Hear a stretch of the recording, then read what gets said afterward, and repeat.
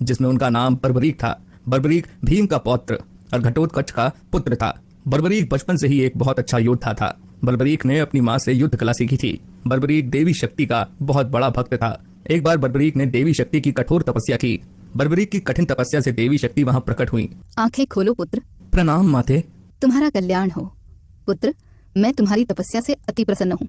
बोलो क्या वरदान चाहिए? माते, आपने तो मुझे दर्शन देके ही कृतार्थ कर दिया। अब तो बस एक ही अभिलाषा है, आप अपना आशीर्वाद मुझ पर सदैव बनाए रखिए, जिससे मैं अपना संपूर्ण जीवन दीन दुखियों की सहायता करने में व्यतीत कर सकूं। माँ। तथास्तु।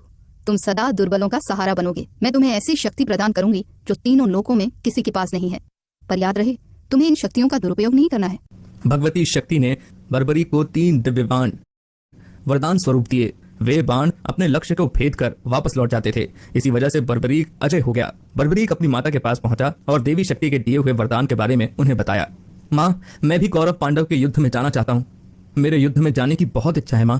पुत्र बर्बरीक, मैं जानती हूँ तुम एक महान योद्धा हो, इसीलिए मैं तुम्हें रोकूंगी नहीं। पर मुझे वचन दो कि तुम्हारे का सहारा बनोगे। तुम युद्ध में हारने वाले की तरफ से ही लड़ोगे। मैं आपको वचन देता हूँ माँ कि मैं युद्ध में हारने वाले की ही तरफ से लड़ाई करूंगा। अपनी माँ को वचन देकर बर्बरीक ने घोड़ी पर सवार होकर और देवी शक्ति के दिए हुए 3 बाणों को लेकर रवाना हो गया। भगवान कृष्ण तो अंतर्यामी है, वो ये सब लीला होते हुए देख रहे थे।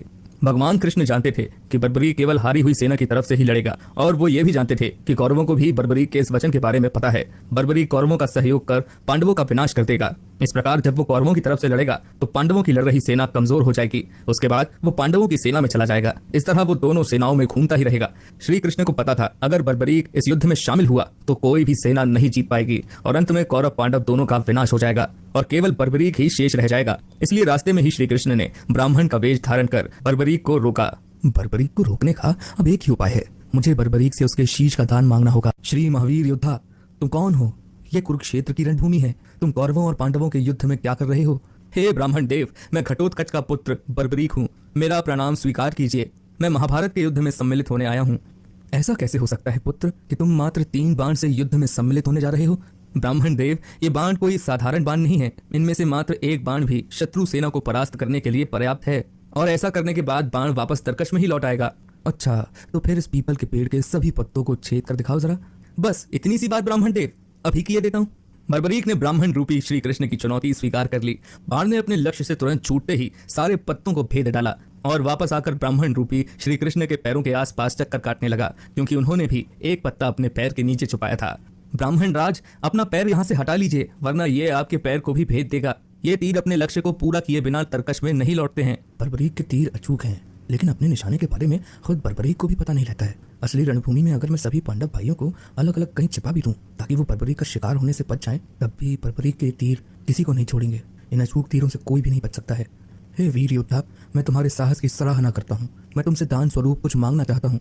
ब्राह्मण राज, अगर मेरे वश में होगा तो मैं आपकी इच्छा स्वरूप दान की अभिलाषा जरूर पूर्ण करूंगा। मैं वचन देता हूँ ब्राह्मण राज, आप मुझसे दान में जो भी मांगेंगे मैं आपको मना नहीं करूंगा। मुझे तुम्हारा शीश दान चाहिए पुत्र, क्या तुम ऐसा कर सकते हो? आप कौन हैं? मुझे अपना परिचय दीजिए। आप मुझे ब्राह्मण नहीं दिखाई देते, कृपया करके मुझे अपने वास्तविक रूप से अवगत कीजिए। बर्बरीक की प्रार्थना करने पर भगवान कृष्ण अपने रूप में आ जाते हैं। बर्बरीक उन्हें प्रणाम करता है। वासुदेव कृष्ण, आप स्वयं मेरे शीश दान की अभिलाषा हेतु आए हैं। बर्बरीक, युद्ध भूमि की पूजा के लिए एक वीर वर्ग क्षत्रिय के शीश दान की आवश्यकता होती है, और तुम महावीर महायोद्धा हो, अतएव मैं तुमसे शीश दान मांगता हूँ। हे वासुदेव कृष्ण, मैं आपको अपना शीश अवश्य दूंगा, पर मेरी 2 इच्छाएं हैं। पहला ये कि मेरी देह को आप स्वयं अग्नि देंगे, और दूसरी इच्छा ये है कि मैं अंत तक इस युद्ध को देखना चाहता हूँ। ऐसा ही होगा वीर शीशदानी बर्बरीक। कलयुग में लोग तुम्हें हारे हुए का सहारा बोलेंगे, तुम्हें श्याम नाम से पुकारेंगे। मेरे नाम से ही तुम्हारी कलयुग में पूजा की जाएगी। कलयुग में खाटू श्याम नाम से तुम्हारी पूजा होगी। फाल्गुन माह की द्वादशी को बर्बरीक ने अपने शीश का दान दिया। बर्बरीक को ब्रह्मा जी ने एक श्राप दिया था, जिसके मुताबिक उनकी मृत्यु पृथ्वी लोक पर भगवान कृष्ण के ही हाथों होगी, तभी वो श्राप से मुक्त हो पाएंगे। बर्बरीक का सर युद्ध भूमि के समीप ही एक पहाड़ी पर सुशोभित किया गया, जहां से बर्बरीक ने महाभारत का संपूर्ण युद्ध देखा। युद्ध की समाप्ति पर पांडवों में आपसी बहस होने लगी कि युद्ध में विजय का श्रेय किसको जाता है। इस पर श्री कृष्ण बोले, तुम सबको आपस में विवाद में पड़ने की कोई आवश्यकता नहीं है। बर्बरीक का शीश संपूर्ण युद्ध का साक्षी है, अतः उससे बेहतर निर्णायक भला कौन हो सकता है। ठीक है वासुदेव, फिर हम इस निर्णय को जानने के लिए बर्बरीक के पास ही चलते हैं।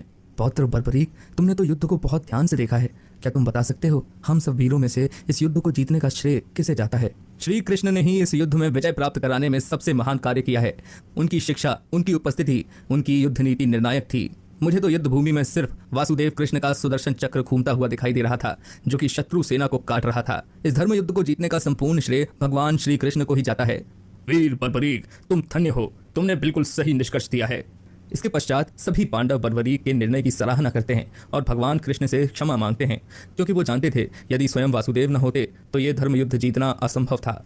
धर्म की विजय स्वयं वासुदेव कृष्ण के कारण ही हुई थी। भगवान कृष्ण के आशीर्वाद से